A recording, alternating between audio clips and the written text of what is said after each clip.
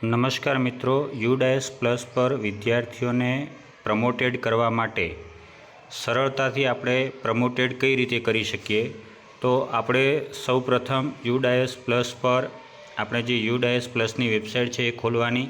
એ ખોલ્યા બાદ login for all મોડ્યુલમાં આપણે જવાનું રહેશે. લોગિન ફોર ઓલ મોડ્યુલ કરીશું એટલે આપણે નીચે સ્ટેટ સિલેક્ટ કરવાનું આવશે, જેમાં આપણે ગુજરાતને સિલેક્ટ કરીશું અને ગો પર જઈશું. ગુજરાત સિલેક્ટ કરી અને ગો પર જઈશું એટલે સામેની બાજુ જે બીજું પેજ ખુલશે એની અંદર વિવિધ મોડ્યુલ જે યુડાયસ પ્લસ પર છે, profile and facility, teacher module, પછી સ્ટુડન્ટ મોડ્યુલ, એવા અલગ અલગ મોડ્યુલ ખુલશે. તો એની અંદર આપણે સ્ટુડન્ટ મોડ્યુલમાં લોગિન થવાનું રહેશે.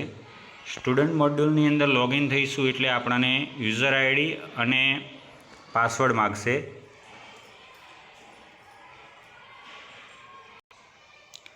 આપણે જેવો લોગિન પાસવર્ડ એન્ટર કરીશું એટલે આ પ્રકારનું કરંટ એકેડેમિક યર ખુલશે, જે લાલ કલરમાં બતાવશે. તો એ 25-26માં આપણે જવાનું રહેશે.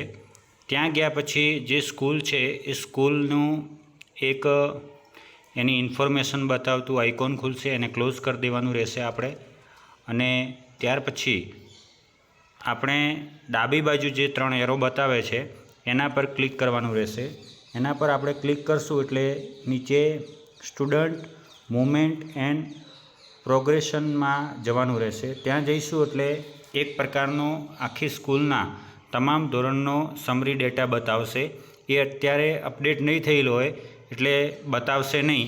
તો એની નીચે જે આપણે ખોલ્યું હતું એમાં જે સ્ટુડન્ટ મૂવમેન્ટ એન્ડ પ્રોગ્રેશન, એમાં પહેલી જે છે કે પ્રોગ્રેશન એક્ટિવિટી, એમાં જવાનું રહેશે.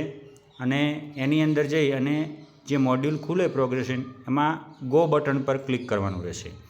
ગો બટન પર આપણે ક્લિક કરશું એટલે પછી આપણને પૂછશે કે તમારે કયા ધોરણના બાળકોને પ્રમોટ કરવા છે, તો એ ધોરણ સિલેક્ટ કરવાનું રહેશે.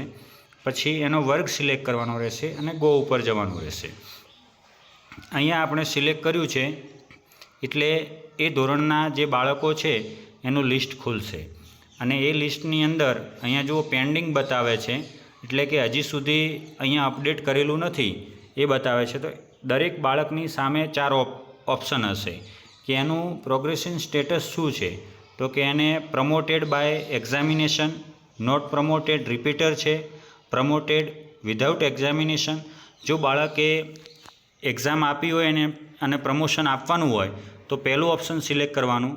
જો બાળકે પ્રમોશન ના આપવાનું અને રિપીટર હોય તો એને બીજા ઓપ્શનમાં સિલેક્ટ કરવાનું. અને જો બાળકે વિધાઉટ એક્ઝામ એને આપણે પ્રમોશન આપવાનું હોય તો 3જા નંબરનું ઓપ્શન સિલેક્ટ કરવાનું. એટલે લગભગ બધા એક્ઝામ આપી જ હોય અને બધાનું પ્રમોશન થયું જ હોય તો એમને પહેલું ઓપ્શન સિલેક્ટ કરી દેવાનું. પછી એમણે કેટલા ટકા મેળવ્યા છે તો અહીંયા ટકા રાઉન્ડ ફિગર આપણે નાખવાના રહેશે, પોઈન્ટમાં લેશે નહીં. દાખલા તરીકે અહીંયા આપણે 70 નાખીએ છીએ. અને ત્રીજું કે એણે સ્કૂલની અંદર કુલ કેટલા દિવસ હાજરી આપી છે, એ હાજરીના દિવસો, દાખલા કે 220માંથી એણે 200 દિવસ હાજરી આપી છે તો એ અહીંયા લખવાના રહેશે. ત્યારબાદ એ સ્ટુડન્ટ મૂળ સેમ સ્કૂલમાં છે કે લેફ્ટ સ્કૂલ વિથ ટીસી, કે ટીસી લઈ અને એ શાળા બહાર જતું રહ્યું છે. તો સેમ સ્કૂલમાં હોય તો સેમ સ્કૂલ સિલેક્ટ કરવાનું અને ટીસી લઈ અને બહાર જતું રહ્યું તો એ સિલેક્ટ કરવાનું. પછી બાજુમાં તમારે એને જે બીજા ધોરણમાં પ્રમોશન આપવાનું છે એના કયા વર્ગમાં આપવું છે, એ કે બી વર્ગમાં, તો એ કે બી જે વર્ગ હોય એ સિલેક્ટ કરવાનું. અને પછી અહીંયા અપડેટ બટન પર ક્લિક કરશો એટલે અહીંયા બાળકની ઇન્ફોર્મેશન સક્સેસફુલી અપડેટ થઈ જશે.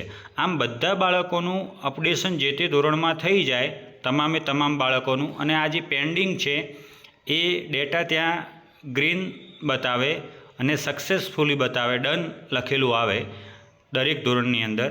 તો પછી જે છેલ્લે દરેક ધોરણની વિગત છે એને ફાઇનલાઇઝ કરવાની આવે. તમામ બાળકોનું થઈ જાય પછી ફાઇનલાઇઝ કરવાનું, એટલે પછી જે તે ધોરણમાં એ પ્રમોશન થઈ જશે.